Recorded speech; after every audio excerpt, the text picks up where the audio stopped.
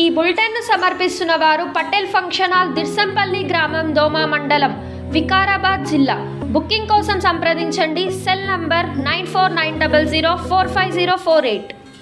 తెలంగాణ రాష్ట్రం లోపల కాంగ్రెస్ పార్టీని అధికారంలో తీసుకోవడానికి ముఖ్య భూమిక పోషించినటువంటి బూత్ లెవెల్ ఏజెంట్స్ కి మొట్టమొదటిసారిగా మీటింగ్ పెట్టినందుకు మన గౌరవ ముఖ్యమంత్రి రేవంత్ రెడ్డి గారు పిసిసి అధ్యక్షుడిగా ఉండి మన రాష్ట్రంలో కాంగ్రెస్ పార్టీని అధికారంలో తీసుకోవడానికి ఇంత పెద్ద ఎత్తున మొట్టమొదటిసారిగా మిమ్మల్ని అందరూ కూడా ఈరోజు లాల్ బహదూర్ స్టేడియం లోపల ఆహ్వానించి భవిష్యత్తులో జరగబోయే పార్లమెంట్ ఎన్నికల్లో ఏ విధంగా మనం నడుచుకోవాలని మన జాతీయ అధ్యక్షులు మల్లికార్జున ఖర్గే గారితో ఈరోజు మీకు దశ నిర్దేశం చేసే విధంగా కార్యక్రమం నిర్వహిస్తున్న సందర్భం లోపల వేదిక పైన ఉన్నటువంటి అధినేత మహారాజులు మరియు ప్రాణ సమానమైనటువంటి ఈ యొక్క బూత్ లెవెల్ కార్యకర్తలందరూ కూడా నమస్కారం తెలియజేస్తూ,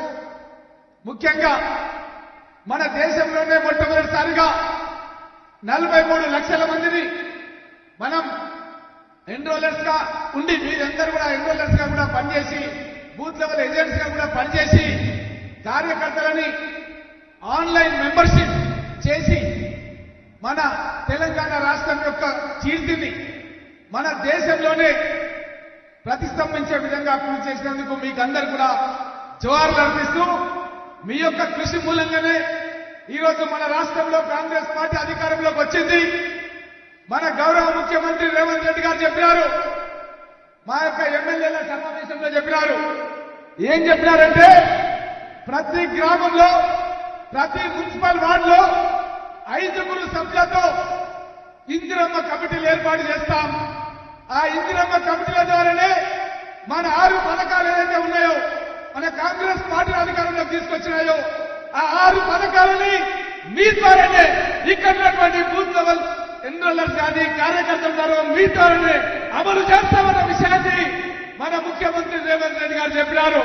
కాబట్టి గతంలో టీఆర్ఎస్ పాలనలో వాళ్ళు ఏ విధంగా మనల్ని ఇబ్బంది పెట్టారు, ఏ విధంగా పథకాలు మనకు అందజేయకుండా చేశారు, ఏ విధంగా అయితే పోలీస్ కేసులు పెట్టారో అవన్నీ కూడా పోతాయి. మీరు గ్రామాల లోపల ఇల్లు ఇచ్చేది మీరే, ఎవరికి దిశా చేసేది మీరే, పెన్షన్లు ఇచ్చేది మీరే.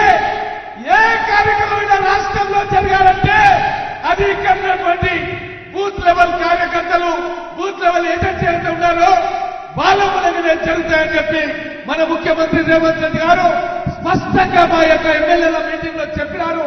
దాని ప్రకారంగానే కార్యక్రమాలు కొనసాగిస్తాం. మీ యొక్క గౌరవాన్ని ముడిస్తే చేస్తామన్న విషయాన్ని మీకు అందరు కూడా తెలియజేస్తూ, అదేవిధంగా ఎక్కడైతే పోలీస్ కేసులు ఉన్నాయో ఆ కేసులన్నింటినీ కూడా తొలగిస్తాం. తెలంగాణ మొట్టమొదటి శాసనసభలో ముఖ్యమంత్రి గౌరవ రేవంత్ రెడ్డి గారు నాకు అవకాశం ఇచ్చినారు. మన మేనిఫెస్టోలో మనం కాంగ్రెస్ పార్టీ అధికారంలోకి వస్తే ఏం పథకాలు అమలు చేస్తామని స్పష్టంగా చెప్పినాం. దానికి కట్టుబడి ఉన్నాం.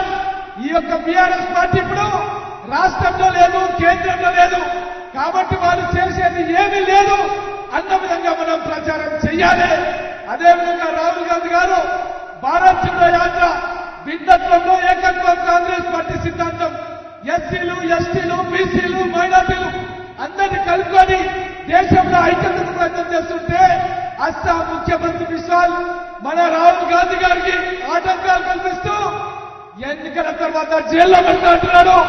ఇలాంటి బీజేపీ నాయకులకు గుణపాఠం చెప్పాలని చెప్పి కోరుతూ మన కాంగ్రెస్ పార్టీ అభ్యర్థులను అఖండ విజయం సాధించే విధంగా మీరందరూ కూడా కృషి చేయాలని చెప్పి తెలియజేస్తూ సెలవు తీసుకుంటున్నారు.